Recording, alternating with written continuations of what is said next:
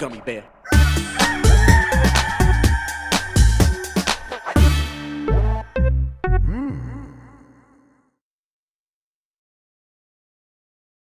It's the internet. You're busy. Let's do this for August 1st, 2024.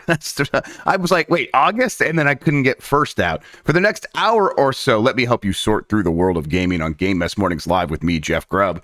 Today, oh no, it's August. But first, please join me in welcoming today's co-host to Game Mess Mornings. It's Jan Ochoa, everybody. Jan, how are you doing? I'm feeling great. Last time I was on Game Mess Mornings was a Monday, and I felt very discombobulated, not due to travel and work at all. I have been looking forward to taking a nap since then, and I have not taken a nap. So I'm gonna go onto my schedule and put on a sauna. I'm gonna take a nap. That sounds good. Yeah, you gotta. Yeah, if you put it in a sauna, you can do whatever. Like as long as it's in there, like people can't argue with it. I'm going to put on the GameSpot sauna too. Ooh, watch snap. Me. Okay. Stand back, it's everyone. It's not a threat or anything. It's just a declaration. Yes. It's a power move, everyone. Right. It is commanding the universe to let you nap. Absolutely. I'm proud of you. You should go take a nap. You earned it. Absolutely. Glad you're back, though. We're back in the swing of things over here. And then immediately... we got more stuff happening later this month. It's just going to kind of be nonstop. So we'll get out of the swing of things once again as well. But yeah, I'm feeling pretty good over here. Yeah.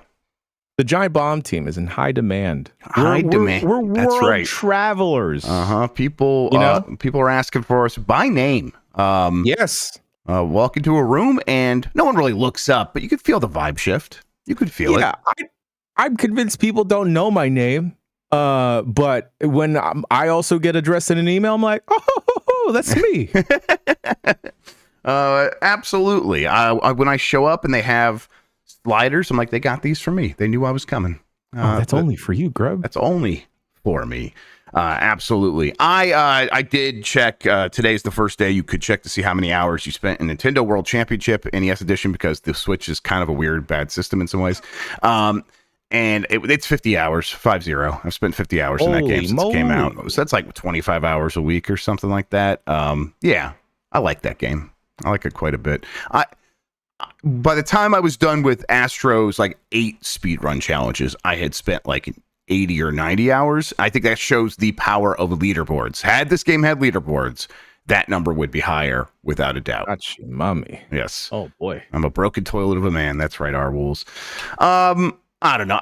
Let's just get into this one, everybody. Let's just do this and explain what we do here. Most weekdays, I, Jeff Grubb, will help piece your gaming life back together. That includes breaking news and maybe even some of our own original reporting. For all these topics, I'll get the input of a bona fide expert who will make me look smart. If you are watching live on Twitch, welcome. You can always listen to the show later on podcast feeds by searching for Game Mess Mornings or find the RSS on giantbomb.com. You can also catch the show later with chapters and timestamps on YouTube. Hello, YouTube. All right, we have a lot to get into, so let's start the morning mess with Bungie announces mass layoffs less than 2 months after Destiny 2, The Final Shapes launch. This comes from Eddie McHugh at GameSpot. We talked about this a little bit yesterday, but let's get into it and kind of try to answer as many questions as we possibly can. But let's recap first here from Eddie. Destiny developer Bungie has announced a significant round of layoffs in what is just the latest example of a major studio cutting hundreds of jobs. The company also revealed a brand new game, but it will no longer be developed internally and is shifting to a new internal studio at PlayStation. In a blog post, Bungie executive Pete Parsons confirmed the company is cutting about 17% of its workforce, or around 220 people. Late last year, Bungie had a round of layoffs affecting more than 100 people. Due to rising costs of development and industry shifts, as well as enduring economic conditions, it has become clear that we need to make substantial changes to our cost structure and focus development efforts entirely on Destiny and Marathon. It's a key one there. Everybody will talk about that here in a second. The executive said layoffs are happening at every level of Bungie, and if you go on Twitter and you see people from Bungie talking about getting laid off, it's from every studio across the board. No one was spared, basically. It's that rough. And that 17% number, Jim, like when we talk about these layoffs throughout this year, it's been 5 to 8%. Bungie already had a round of layoffs last October. Mm-hmm. So to have another 17% cut, they are making deep cuts at Bungie. It is going to be a completely different company after all is said and done. But let's get into some of these details. Pete Parsons was talking there because Pete Parsons is not leaving. That is the CEO of Bungie, and to say he's disliked seems like at this point a little bit of an understatement. Yes, the response to him on Twitter from former Bungie employees, people who had already left, and people who were likely laid off in the last round, they mostly hate this guy and they blame him, and they think it's mostly his fault. Do you think that a new Bungie can emerge while still under Pete Parsons in any way? Wholeheartedly, no. Nothing with confidence or any sense of longevity to the team. I would feel, I think as a fledgling new developer breaking into the scene, having Bungie on your resume is going to be incredibly impressive. I just don't know how long that sentence would be, honestly, under Pete Parsons, because I feel like Destiny 2 made a massive swing back into the audience's like positive side and the good side, and only to hear this not immediately, but like a couple of weeks after that DLC dropped, has got to be gutting. Especially, it's hard to be a Destiny fan. On top of staying on top of all the lore and whatever is happening constantly in that game, content lately far and few between, especially substantial content that hits with majority of the audience and brings any lapsed players back into Destiny. Have you seen, Grubb, I think I saw this posted by some ex-Bungie folk, the car auctions? I saw a little bit of this. The number I saw was like potentially up to $2.3 million in classic car auction wins just by Pete Parsons. Just by Pete Parsons, yes. Yeah. And if a CEO is, I don't know Pete Parsons' other investments, if he has any, or his other projects, or his bank account, but if a CEO is making that much money to be participating in fancy used old car auctions, I think the problem doesn't lie at the bottom line that he is cutting and gutting. Yeah. It lies at the top. And this is the pattern we've seen like across the board with majority of these layoffs, right, Grubb? Like the people at the top, the CEOs, whatever C-suite people don't want to take the accountability to that anything underperforming or being too costly is on their part. It's always, the problem is always the people that are actually making the games, which does not make sense. Yeah, and especially in this case where, a lot of that money for Pete Parsons likely came from selling to Sony in the first place, where, he had a huge stake in Bungie likely and was able to get, I don't know, it would have surprised me if his compensation alone was $500 million or something like that as part of that deal or something like that. It could be that high. So he's got a lot of money sitting around that he's going to spend on and that stuff, whatever. But when he made that deal, he was making promises on behalf of all of Bungie and put them in a situation that led to this. This is all due to him being like, we can meet these demands from Sony that we need to make in order to maintain our independence, which was not just important to him, it was important to everyone at Bungie. That's why everyone kind of went along with it, because they were going to be able to maintain their independence. And the only way they wouldn't be able to do that is if they had some sort of catastrophic failure, or the initial numbers were too high. And frankly, they promised too much, because Destiny 2 is in a situation where it can have success. It had success. Lightfall did pretty well. And then the final shape is critically beloved. People thought this is the best Destiny 2's ever been. But if you look at the numbers, like I put a chart here at the bottom of this story jam from SteamDB, which is, you can see that Lightfall came out in that's around early 2023, and the number of concurrent users on Steam peaked. And then we see just now at this D mark here, the image you're looking at, Jan, is when the final shape came out, and it's about as high as Lightfall. It's basically right in line. They had the same performance in the market as Lightfall, and it's they have the players that are playing Destiny now, and they did not shape this game in any real way to be like, this is a relaunch. This is going to be an onboarding event for new people to come in. This is paying off a years-long event. This is the culmination of 10 years of storytelling and all that stuff. It is going to be very hard to attract new players at that time. And this is when they needed to be growing to be able to keep up with the deal that they made with Sony. So when you have 600 people, and Bungie did have pretty decent compensation, like pretty generous compensation packages relatively compared to the rest of the industry, and then you spend 4 more months on the final shape compared to what you spent on Lightfall, and then you get the same performance. And really, it's kind of a little bit worse because it is declining faster than what Lightfall did in terms of concurrent players. Yeah. You could see that it's a recipe for this sort of thing. And after keeping the right people, which is something that Pete Parsons said to employees last time during the last round of layoffs, and then they come out and make a great game, and it performs in line with what the expectations should have been. And then everyone gets laid off because it didn't do something magical. That is clearly mismanagement by Pete Parsons and the whole executive leadership team. So, and now, to be fair, people on the leadership team are getting laid off. There are like the chief business officer. There's a handful of people from the C-suite level that are getting laid off. It's just not Pete Parsons. And that's why people are being like, step down, Pete. You should just resign. And I don't think it's out of the question because Bungie is moving under PlayStation Studios. And maybe once that transition happens, Sony will cut him. I don't know.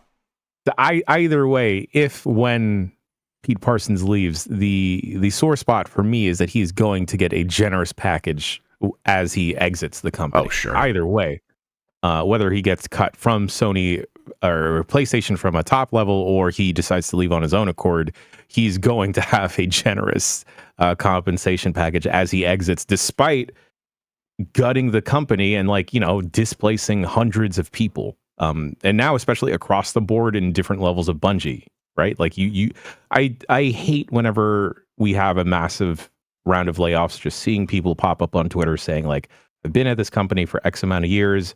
And you see like the loyalty from like those employees. You see how much working at Bungie, working at X Studio meant to them, only for the rug to get pulled underneath them. Like, and it absolutely stinks, Grubb. Yep. It's great to see that Destiny 2 is able to like reach that same number of players, but like the drop off is so immediate.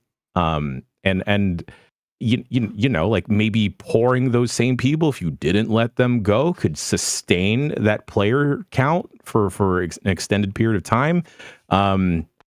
But I feel like the Destiny 2 audience is just going to keep coming back for like maybe a big event like this and then drop off immediately. And I don't know if like those spikes are going to keep Destiny 2 healthy, or even if that playership there is going to translate eventually to Marathon.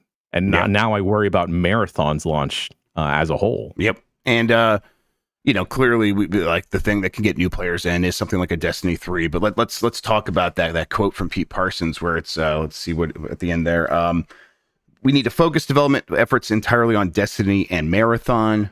So what does that mean? Well, basically, they are going to continue working on Marathon and Destiny 2. They're going to keep making new content for Destiny 2. Now, when it comes to Destiny 2, the expectation, I believe internally, is that the future content will be lighter, smaller, to take less time than what the final shape did, require fewer people. So there will be expansions and updates, but they will be sort of not a shell of their former selves, but they'll definitely have that vibe about them. And then Marathon, go ahead. That's definitely not what the Destiny 2 audience wants or has been conditioned to expect. Do they know? Are they waiting for things to blow up in their face, Grubb? I don't know. I feel like they're in that one of those rocks and hard places where they feel like they don't have enough to like start something new and then they feel like they have to make money now and to like shift to Destiny. Like they are not ready to go to Destiny 3. We'll talk about it more here in a second, but they are not ready to do that.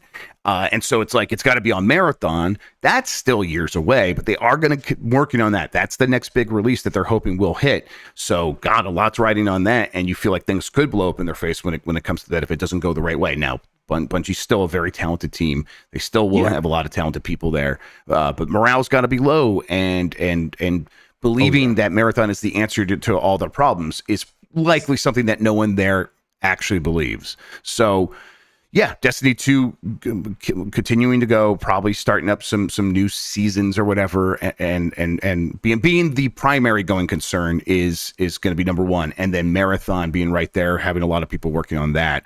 Now, there was that third game, Gummy Bears, which did leak a while ago. It was when it leaked, it was a MOBA like game, and that is spinning out onto a new team that will be under PlayStation, Sony Interactive Entertainment, but they will be in an office that's still in like Bungie's offices, that sort of thing. That also doesn't feel like an answer, but that's not under Bungie anymore, right? That's under PlayStation Studios. It's outside of Bungie, but they are not closing that down. Now, what is going on the shelf is Payback. This is what was also leaked and reported to be maybe Destiny 3. Technically not Destiny 3. They internally they would refer to it as the next Destiny. I don't know necessarily what the distinction is there, Jan, but they think there's a distinction there. But that is going on the shelf indefinitely, according to the people I've talked to. And so either way, like, let's be clear. A Destiny 3 or next Destiny is just not the thing that they are going to be coming out of this looking toward, let alone working on in any real way. And next Destiny is a very good one, chat. Thank you very much. I don't, to me, it sounds like a mess. I don't know. It sounds like a huge mess, and like these messes start from the top, Grubb, right? Like they come from mismanagement across the board, and especially like you are screwing with a developer that has a deep roster of very talented devs, and then like how do you expect any of them to work at full capacity when most of their teams, peers that they've worked with for years and years, develop deep bonds, and like just like workflows together are now gone suddenly from the company. Like morale's, like you said, it's got to be at an all-time low, and especially when you are trying to solve the problem of Destiny 2 retention and then trying to lure new players, lapsed players back into Destiny 3. That is like that isn't an uphill climb at this point, Grubb. You are climbing up a greasy, oily ladder at this point. And I don't know about you, but I don't normally like to do that. Yeah, I try to avoid that wherever possible. Let me just clarify a few things here from my notes and from some stuff. Let's see here. Yeah, those expansions for Destiny 2, they're not even using that term internally anymore. They're calling them content packs. So like that should put it into perspective, like what you should expect from Destiny 2 going forward. They want Destiny 2 to keep being a thing, but the investment level is going to pare back in a significant way. Meanwhile, they still think Marathon is actually coming out in 2025. So I'm correcting that, right? I said years away. 2025. And I'm told that expectations are sky high. They are enormous for that game. So that goes back to that leadership of what are you telling PlayStation? And then what are you putting on the line? What's the collateral that you are betting and putting on the table that gets lost if you don't hit those expectations? And based on the what's happened time and time again now with Bungie under PlayStation, probably a lot. I would have to imagine there are rumblings within PlayStation. They made this huge investment in buying and acquiring Bungie because they knew how much of an asset it could be, only to see, player count dwindling, and then now all of this like negative buzz about the company. Prior to even to this round of layoffs, like still, I feel like we were feeling the effects of the last round of layoffs. Mm-hmm. And the only thing to kind of like put that to bed was the positive reception to the last DLC that came out for Destiny 2. And now this happens again. I got to feel that people at PlayStation, they have to be upset at this mismanagement, right? Like they have to step in at some point, and maybe they're stepping in ever so slightly with like the little gummy bear team. I hate that is the most intriguing thing from this. They're stepping in a big way, though. I mean, by shifting Bungie under PlayStation. That's something we talked a little bit more about yesterday, and then I talked about on Twitter. Yeah, Herman Holtz now fully like I say runs Bungie. He's not like taking over Pete Parsons' role. He's not the CEO of Bungie or something like that. But like any other studio, Bungie now exists under Sony Interactive Entertainment's PlayStation Worldwide Studios banner, and that clearly is going to be very different. That means they have to answer to PlayStation in a way that, like, just a little bit ago, every PlayStation studio was answering to Bungie. Like, if they had a live service thing, it's like, hey, is your live service thing good enough? Well, here's Bungie to tell you no or yes. Oh my Lord. Is Pete Parsons single-handedly responsible for the Last of Us project being shelved and Concord making the green light? I mean, it definitely seems like that's a big part of it. Now, whether that's like Pete Parsons showing up or not, I have no idea. I'm gonna blame him. Yeah, I'm gonna blame him. Yeah, that seems fair. But yeah, I mean, freaking goober. We do know the Last of Us factions game was like big part of that was Bungie showed up, was like this. There's some issues here, and there almost certainly were. There almost certainly were going to be problems with that game running as a live service, but they showed up and highlighted them, and Sony. I don't know if they panicked or something, but they definitely pulled back from that game because of that. So yeah, it is. It's a mess, is what it is, and I feel for everyone that is going to have to like try to like push through this. There's the 220 people who are just cut. There's 150-ish people that are being moved from Bungie over to Sony Interactive Entertainment, and I bet a lot of those people are like, wait, what does that look like? What does that mean? What am I doing? What job do I like? Am I really going to be protected here? What does that mean? It's got to be very confusing. And again, having just, a couple of mistakes made by people at the top who are too busy buying cars instead, and having that it like rip apart so many people's lives one way or the other, either losing their jobs or being shifted around and whipped around to some other department. That is rough stuff. And I just don't know how. I mean, I think part of like when I look at the player numbers of Destiny on Steam, I think people are like, just the morale of the community seems low. They're like, well, I don't want to play that, God. And then like, but I'm going to invest my time in that, and they're just going to give me content packs going forward. It feels like a death spiral. It feels like a death spiral, especially when there are other games as a service, live service games out there that are, I don't want to say taking care of their community, but at least addressing the needs in a more dynamic way than Bungie's been able to because of all of the shit happening there, Grubb. Refresh my memory, please. What is Marathon supposed to be? An extraction shooter. Why? Yeah, because that's the buzzword. Yeah, I don't know. I think... listen, Marathon originally on Mac, a game I think I played when it got ported to something once. It was a first-person shooter, an early first-person shooter, and now and then 2 years ago when they were starting to talk about this, I bet a lot of people from the Bungie team were playing Tarkov, and they're like, we could do the Bungie version of this, and there's still some promise there. I feel like, like Call of Duty Warzone was like, there was Fortnite. Clearly, Fortnite right away cracked the nut on having a very broadly appealing battle royale game. But Call of Duty Warzone was the one that's like, and here's like, it's just like arcadey and it's for that Call of Duty audience and all that stuff. Okay. There is a world in which Bungie could be the one that like crack that nut on extraction shooters for that audience as well. But who knows? It's expectations seem like they're even higher than like what it would look like if they did that. Can you just turn the volume on that? It seems pretty loud. All right, Jan, let's move along here. I'm going to go to this next story down here. Dragon Age: The Veilguard will reveal its release date in August.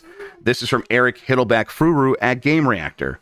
Last week, BioWare reiterated that Dragon Age: The Veilguard is still set to come out in 2024, and that we'll get the release date later this summer. We now have something more specific about that last part and more. BioWare confirms that Dragon Age: The Veilguard's release date will be announced in August, and that's this month. It doesn't stop there either, as the beloved studio will also share details about its plans for expansions, DLC, and more at the same time. Last I heard is it's going to be October, Jan. Ooh. Yeah, I think that was like weeks ago. That could have changed. Obviously, they didn't give a date for a reason. I'm going to deal with this TV. So, are you looking forward to Dragon Age: The Veilguard? Yes, I am looking forward to Dragon Age: The Veilguard. I know that there was some odd reception when they had Bethesda had announced the name change from Dreadwolf to the BioWare. Veilguard. BioWare. Yep. It's all the bees, man. Yep, I get them mixed up too. Conflate them all the time. I'm trying to protect the hive, but these different bee companies keep messing with me. That's right. But hearing Lucy James talk about her time revisiting Dragon Age, the 2014 game, a couple bombcasts ago, had me intrigued because I never checked out the original Dragon Age. I kind of just appreciated it from the periphery. But now I'm thinking your boy might try and dig in.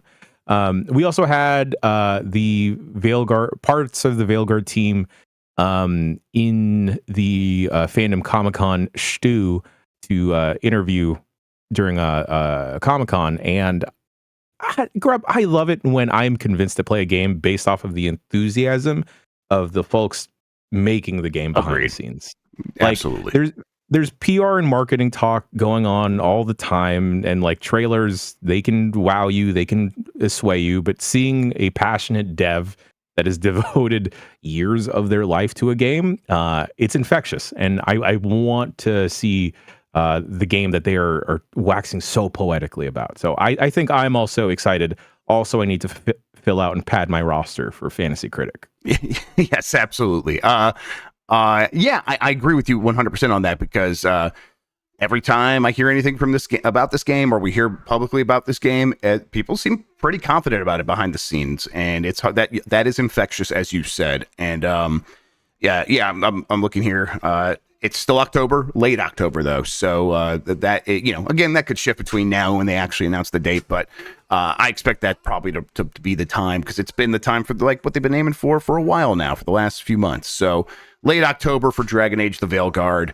That feels like a really good holiday game. Feels like exactly the kind of RPG people will be wanting at that time. So yeah, October, not only the month that I and Alex Boniello were born in, it's also gonna seems like it might be a month of the dragons, Grubb, right. Because not only Dragon Age: The Veilguard, but Dragon Ball Z Sparking Zero. That's right. Also dropping. It's Dragon Month, everybody, here on Giant Bomb. Stand back, watch out. I was gonna but that's not the sound dragons make.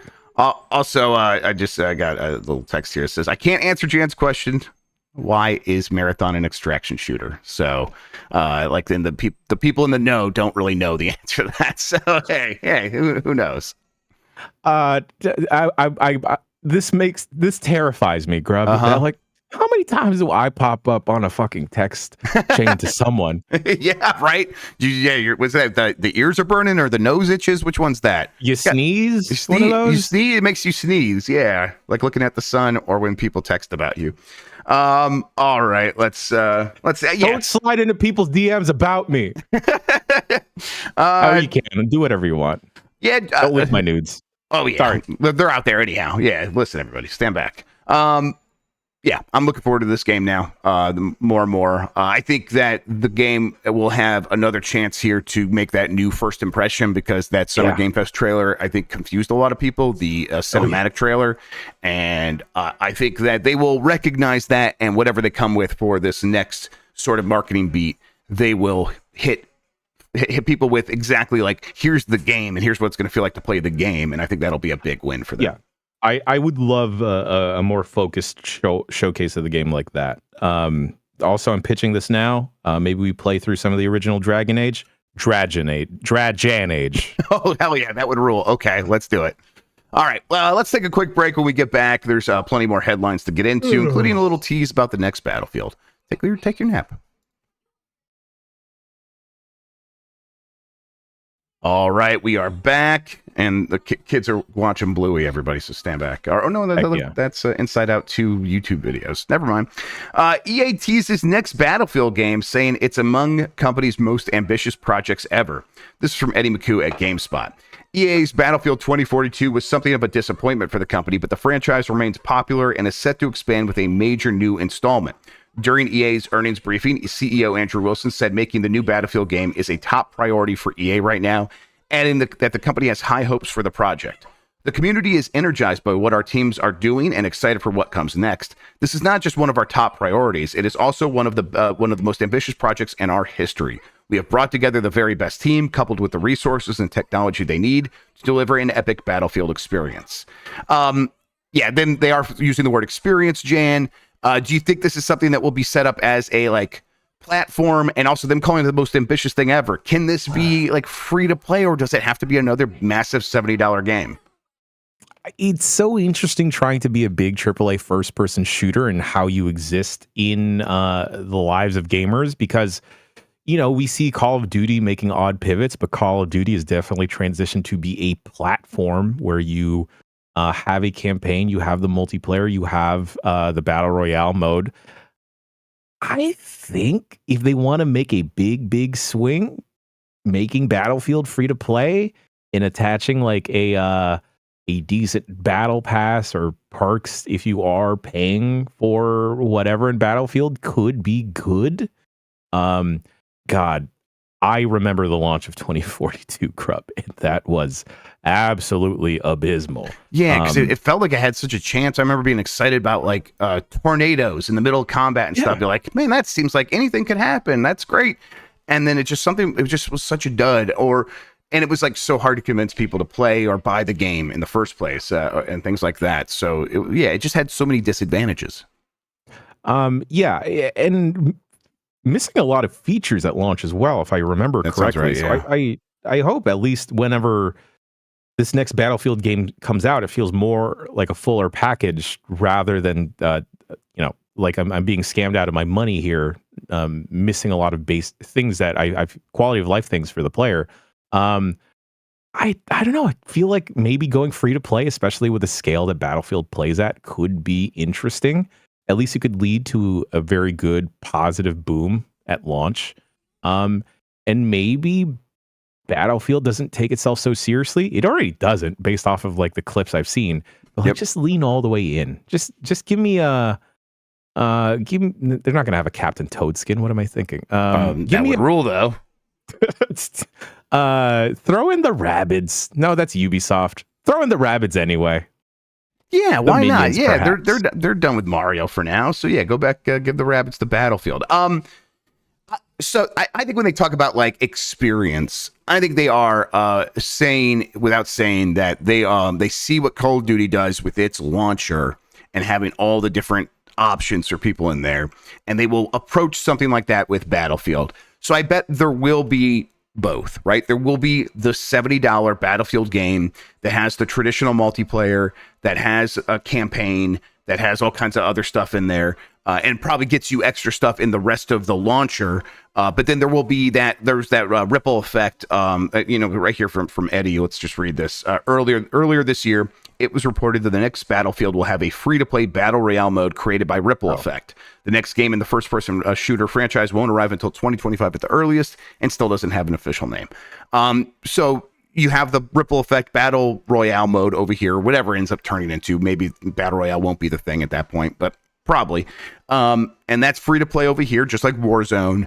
And then Battlefield traditional is over here, just like Call of Duty. Now, I think the problem with that is Battlefield's always chasing Call of Duty and never matches Call of Duty. And then when it fails to match Call of Duty time after time, it gets knocked down much harder than Call of Duty ever gets knocked down. But what I mean, do they have any other options here? I don't know. I don't know. I feel like the Battlefield team is also kind of in a good spot because of how much the last release soured public opinion, that like, well, anything must be a step up from here. And I don't know. I've always been Battlefield curious, Grubb, but it's also felt super intimidating. Anytime we've checked out a Battlefield clone on the website, it has given me the hankering to check out Battlefield proper, but knowing that it is not in like the best state right now. Bad Company, I keep seeing people throw around. I feel like that would be a big swing. That could potentially be a big experience for folk, but I don't know if that is the appetite of folks at the top making the decisions. Yeah, I remember this is from years ago, that there was a Bad Company 1 and or 2 remaster / light remake that they were like kind of starting up. And then when Vince Zampella took the lead, of Battlefield. He was Vince Zampella from Respawn, previously from Call of Duty. He was in charge of Infinity Ward when they made Call of Duty 4 and all that stuff. And then when they left and started that new studio, Respawn, and then now he's in charge of basically a lot of EA's traditional games. He was like, look, that is we need that to be bigger than what you all are planning to do right now. And so we're going to kind of shelf this, and we're going to put it back behind the break glass in case of emergency situation, and we'll go back to Bad Company in a different way at some point. Now, who knows? I mean, it feels like I don't know. Honestly, this feels like maybe the right time, right? Like coming off of 2042, which felt like it should have hit and didn't, which is maybe the worst thing you could say about that. It's like it felt like it should have worked and it still didn't. Now you're going to be going into this experience where they're going to have a ripple effect. You're going to have a ripple effect, free-to-play battle royale game. You're going to have the traditional multiplayer. Is that going to be behind a paywall? Probably. And then you're going to have a campaign. Well, what kind of campaign? At that point, why not maybe do Bad Company and have some co-op and stuff in there? And then you could start justifying having a $70 price behind that content. I don't know. 2042 is 20-ish years away from us. We could develop Titans by then. It's true. That's right. I want a Titan. Oh my God, Grubb. I would dig the crap out of a Battlefield game with not like the good Titans we're conditioned to expect in Titanfall 2, but like a haphazard, shoddily built Titan. Yeah, maybe like a post-apocalyptic game, and people are like piecing together Titans, and it's more like suits of armor, like knights' armor, that sort of thing. Or bad forklifts. Yes, right. It's just pieced together, right? But it's like you have ownership of it, and it becomes like a ritualistic thing, a religious thing in some ways. Yeah. Did we just talk about the Hugh Jackman hit Real Steel? Well, I'm always talking about Real Steel. Real Steel is top tier dad movie bullshit. I love that movie so much. Oh my God, it is so good. I can't wait to revisit that when I'm a father. Yeah, it's real good. It's that and Interstellar. Those are the two that like you have to rewatch as soon as you become a dad. That's a double feature, Grubb. Absolutely. That's a good night right there. All right, let's see here. I got more headlines, including Xbox announces 2024 plans for Gamescom, including over 50 playable games. This is from Jordan Midler at VGC. Microsoft has announced its plans for Gamescom 2024. The Xbox booth will feature over 50 playable games, split across first-party Xbox Game Studio releases and third-party Xbox titles. They include Age of Mythology Retold, Aura, History Untold. Man, a lot of tellings of history.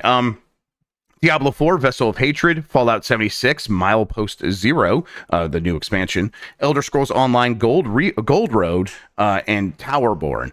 And Towerborn is that kind of beat-em-up game from the people that did the Banner Saga. Xbox will also host exclusive theatrical presentations of Avowed, Indiana Jones and the Great Circle, and Starfield Shattered Space. Blizzard's Gamescom 2024 presence will also be a part of the Xbox booth. The booth will feature a public hands-on gameplay demo of the Diablo 4 Spiritborn class, with a Diablo Immortal Helicory boss tournament taking place as well. A special immersive World of Warcraft experience will also be present at the show, giving Gamescom attendants the chance to feel the thrill of skydiving in Azeroth. The Xbox booth will also have playable titles from third-party publishers like Stalker 2, Heart of Chernobyl, Rebellion's Atomfall, Space Marine 2, Arc 2, Star Wars Outlaws. Man, Arc 2 is still real. Wow. So they're going all out for Gamescom. They're going way more all out for Gamescom than they even came close to for Summer Game Fest. The Summer Game Fest, they had their own Xbox mixer and they had stuff there, but I don't know if they had 50 games. I didn't go to their thing, but that's not what it seemed like when people relayed it to me.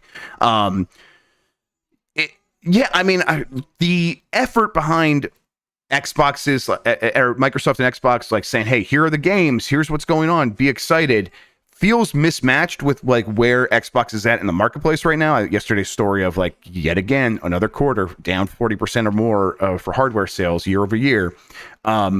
But what other choice do they have? They got to come out there and be like, we do have exciting stuff. You should be excited. And I think people will be like, yes, and I'm going to play it on my PC. And I think Microsoft at this point, that's just fine. But I don't know. I'm glad that they're like showing up like this. This feels like, no, there's still plenty of momentum behind the other company making video games as a first party.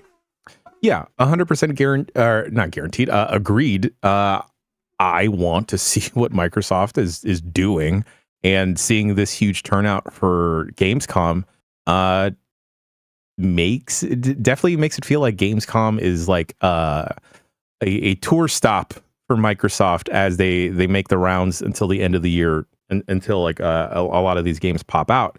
I'm very curious about Towerborn. Me too. I feel like the God, Grubb, what was that other Monster Hunter like game that we checked out that we had a decent time with? Wild. EA put this out. Wildborn or something like that. God, yeah, I can't remember. Wild Hearts. Yes, thank you. Yes. I mean, I enjoyed that. That was fun. Yeah, so I'd like to see like another take on the Monster Hunter formula, because like, you know, there are parts of that experience that I love Capcom, but Capcom still hasn't completely nailed from like quality of life perspective. But I want to see what more of that could look like. Gosh, if only we were sending a team to Gamescom to check out all these neat things, to like seeing what it'd be like to parachute through Azeroth. An impossible dream, Jan. Quit saying things you know can't happen. Ah, gosh, I'm just such a dreamer, Grubb. Yeah, Towerborn's one I've been excited about for a while. It's that like side-scrolling beat 'em up sort of thing. I have the video right here. I'll bring it up. Let me just see if I got to frame it up here. But it's it like looks beautiful and very cool, and I think it should be something worth checking out. And then it has so many other elements going on there that I'll have to play to fully understand. But God, yeah, it looks amazing. Yeah, it's like, so yeah, we'll get some hands-on reports from that game and more. And just overall, this is Gamescom, the heart of Europe. Like they're right there showing up, being like, hey, we want to win over this audience. Europe has mostly overlooked Xbox this generation, as it has through most generations in the past, but especially this generation. And I think that they're just like, look, yeah, we're not going to get you to buy an Xbox, but we could still get you to buy our games. And I think that's probably the right move for them. On the long scale, the grand scale of time, Jan, if we're talking like 100 years from now, I think PC gaming will still be here probably. I don't know 100%. About consoles. Like, I like, you know, all it takes is one generation for one of these companies to get like to either take it on the chin, or to like really to bone things up, or to lose interest, to be like, it's not growing fast enough, we should just sell it off to some other company or something like that. That's not out of the realm of possibility in the next 25 years for something like this. So when I think about like, if I'm in charge of one of these companies and I have to like place my chips down somewhere, I also would be putting my chips down on PC and open platforms, as opposed to just trying to grow my walled garden again. So I think Xbox is positioning themselves to do that. Whether or not they're going to be able to pull it off, who knows? But it starts with stuff like this, like 50 games at Gamescom. Oddly enough, I feel like 100 years from now, who knows where we'll be. I'll be in the dirt. Or long, yes. Long over here, 100%. But I do see PC games sustaining and lasting, but also perhaps handheld games, not mobile games, but handheld games. Like, I don't know, I could definitely see a revision of the Game Boy coming out in a couple of years. Yeah, if Nintendo ever does like that move, I think it would do very well for them. I don't know what it would be a sign of, like, from the company, if like there's other troubles or whatever. They're like, we gotta go back to the Game Boy. But in the next like 10 to 15 years, there's going to be a butter zone where like multiple generations have grown up like remembering the Game Boy. Like I got the original Game Boy when I was just a kid, and then but like the several generations of kids behind me got Game Boys, like 2 generations basically, to play Pokemon games, and they are all going to be like, hey, that name means a lot to me. So yeah, so stuff like that could happen. Yeah, you're right though. Handheld games will still be a major thing. And I think that'll be like the primary way, honestly. Personalized gaming experiences right there in front of you. That's always been it for me. It's just so funny seeing like a couple of years ago, the major focus on what the console is, right? What the console looks like, how it fits into your home entertainment ecosystem, only for the Nintendo Switch and subsequently the Steam Deck to kind of re-influence of people, and like, I kind of like having this thing in my hands. Yep, that's for me, that's always been it. Like, just Link's Awakening on the Game Boy in the backseat of the car on road trips as a 10 or 11-year-old. I mean, that's just like when it's like, oh, gaming's just going to be everything to me from now on. At 100%, that's when that happened. I like playing games on the TV too, sure, but it's just something. Totally. It's so intimate to have the games right there in front of you. All right, let's hit these last few stories. Devs say that working with Apple Arcade is frustrating and like an abusive relationship. Zach Swisen from Kotaku writes, a new report featuring quotes from anonymous developers who have worked with Apple Arcade claim the subscription gaming service has no real goals, barely communicates with studios, and treats teams poorly, making them jump through hoops and wait for months just to get paid. One developer even claimed that working with Apple Arcade was like being in an abusive relationship.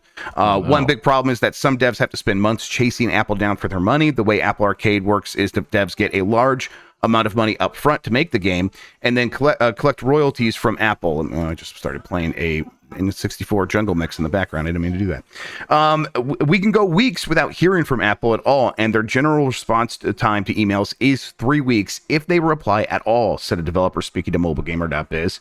We're supposed to be able to ask product, technical, and commercial questions, but often half the Apple team won't turn up, and when they do, they have no idea what's going on and can't answer our questions, either because they don't have any knowledge on how to answer it or are not able to share that info for confidentiality reasons.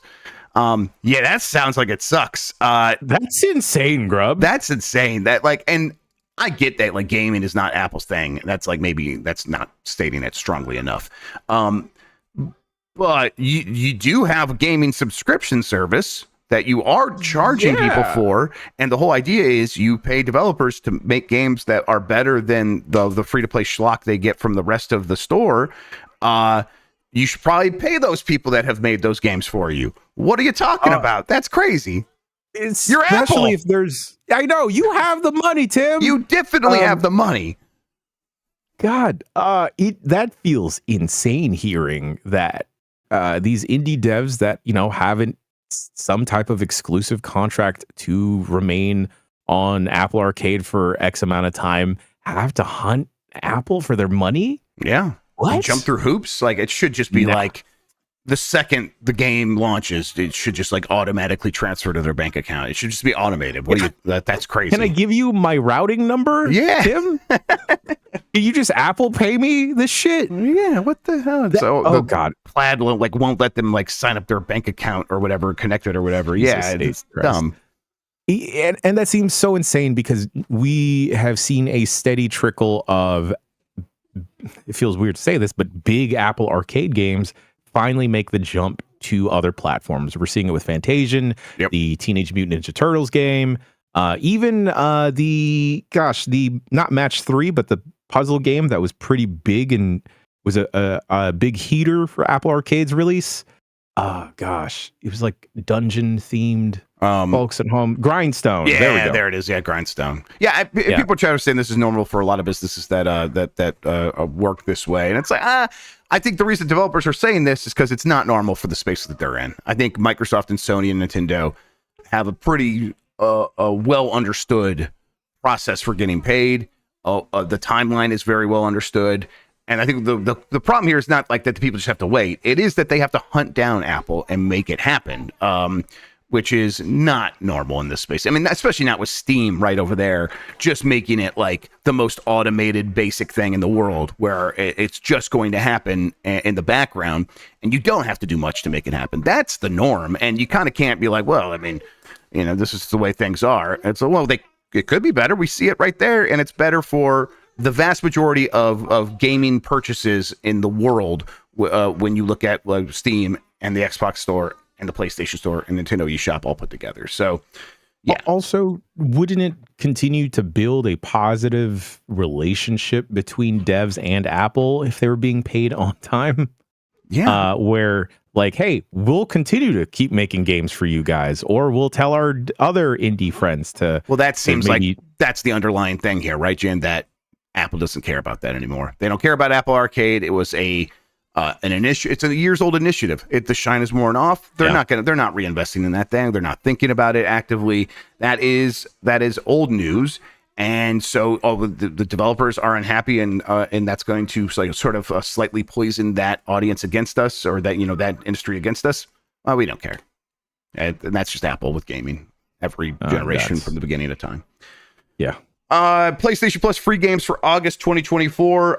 Let's see here: Lego Star Wars: The Skywalker Saga, Five Nights at Freddy's Security Breach, and Ender Lilies, Quietus of the Nights. These are all coming starting August 6th and will be available through August 2nd, or September 2nd, I should say. And those are the PlayStation Plus free games for August. Lego Star Wars: The Skywalker Saga is a massive, solid game, yes. And one that's good for families and good for kind of any fan of Star Wars. It's really well done.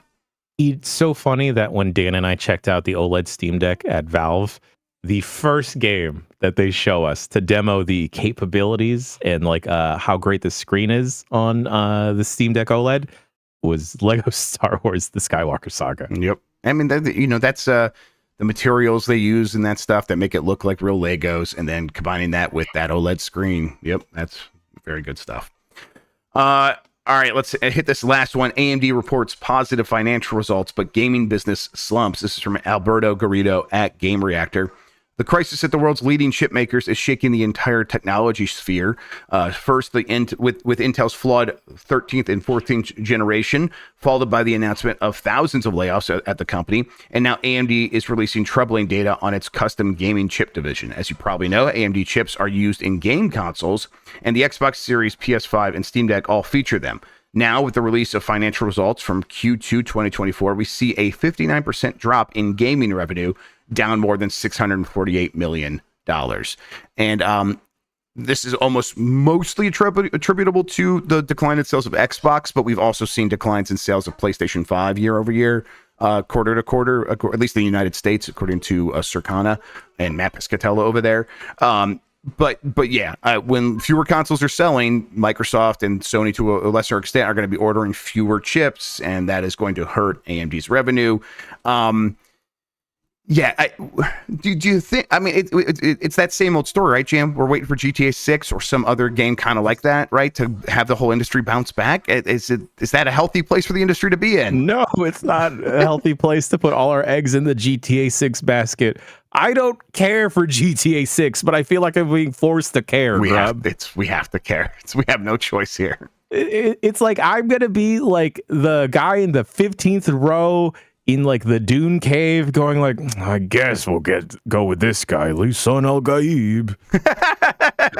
It's like everyone else is doing it, I guess I'll also go with it. Yeah, you don't really have. Yeah, we don't have a choice. Yeah, it's. I mean, the whole idea is like this will be the thing that gets people. I mean, did you see the numbers earlier this week that like a significant majority of people are still playing GTA Online on PS4? Like you can play that on PS5, Xbox Series X, PC, and all this stuff, but the majority are playing on PS4, and so they're saying like that right there is the thing that highlights what is going on in the industry. Is that the people that have found their game, they found it last generation, and they're still playing that game on that system, and they've not been given the compelling argument to upgrade because the game is still the same game. Yeah, it's going to run better. It's the same game. While we talk about it, while I gobble up Digital Foundry, give it to me, yum, num, num, num, num. The wide, vast, broad audience is saying, no, that's the same game. And my understanding is when I get a new system, I get new games. And that's it's that simple for them, and so they're gonna need to wait until that new game comes along, and it will be GTA 6 for most of them. People point out Elder Scrolls 6. Obviously, there is like a list of games that are in that tier below GTA 6. But yeah, no, I agree. GTA 6 will save the gaming industry. It's gonna undo all of these layoffs. New company. We're gonna be swimming in money, Grubb. It's gonna be awesome. Gonna be great. Like anecdotally, like catching up with our other fandom homies that aren't as plugged into games and just asking them like, hey, what do what type of gaming content do you consume? And then oddly enough, the answer is people streaming or on YouTube doing RP GTA Online content. Yep, it's still huge, and I there was a lot of content creators I were like variety streamers and started doing that, and that's where they feel like, well, this is where the money is. I got more people watching than ever. I'm going to keep doing that. All right, that does it for the headlines, does it for the news. I have a poll question from yesterday. I think I have it right here. Let me just get it right there. Bang, bang, boom. News assets. There we go. I have to answer this. Have you ever played Killer 7? I No. touched it, but I'm going to say no. And that's what 70% of the audience said. Out of the 2.5 thousand votes, 70% said no, they have not played Killer 7. 30% have. I think a remaster would go over real nice. Swimmingly. And he said a complete edition. He's already done a remaster in 2018 for PC or whatever, and I got that on my Steam Deck, and I am going to go play that. But he wants to, Suda51 wants to re-release that and as a complete edition. And I think that would go over well at this moment in time, better than the 2018 edition, I should say. I got a new poll question. We'll get to that here in a second. Before we do, though, Jan, what do we have happening on Giant Bomb? Today, we have voicemail dump truck popping off. Tomorrow is going to be a little bit of an odd day. You, Dan, Minotti are out. So I will raise the troops being politely asking Nikki and Sean if they're free, and maybe some other miscreants for Unprofessional Fridays. I'd like to have a PCR if possible. I'm taking suggestions, folks, for UPF tomorrow. GMM, maybe I'll do something in place of GMM. Maybe that's when I'll have my vacation slideshow. Hey, there you go. Oh god, I don't want to show off my popcorn buckets from Japan. It makes me sad inside how much space you have to own it. But anyway, yeah, the UPF tomorrow. Hey, maybe we'll bust out GTA Online. Can I throw a suggestion out for UPF that I would like to watch? Shit, no, I'm gonna do it anyway. You can't stop me. That new No Man's Sky content. I'm like interested in like what that, because you could play that multiplayer now. There's so much going on in there. I think I would like to see what's going on there. Or Killer 7. There you go. I gotta play Killer 7 with you, Grubb. Yes, we gotta experience that together. Let's play some Killer 7. That would be awesome. Yes. Yeah, No Jan Sky. It's right there. Okay. And then Always Be Close says, I left a voicemail for that Grubb country song stuff. Very fun. All right. Well, that'll be a fun voicemail dump truck then later today. Anything else? Yeah. We'll you'll try to put together tomorrow. It's going to be a mess, like you said, but yeah, people. It's a fun mess indeed. Always. Also, folks, if you are hankering for Lego Star Wars content other than the games, one of the best interviews from Comic-Con was interviewing the dudes behind Lego Star Wars Rebuild the Galaxy, and Bobby Moynihan is a part of that cast. That's fun. And they're doing some funky multiverse kind of stuff, but it's all in the form of Lego Star Wars. So I'm très excited for that joint. That sounds great. Bobby Moynihan really won me over in DuckTales. He's really good in that. All right, the next poll question: do you think the next Battlefield should be free to play? Yes or no? We will talk about that on the next Game Mess Mornings.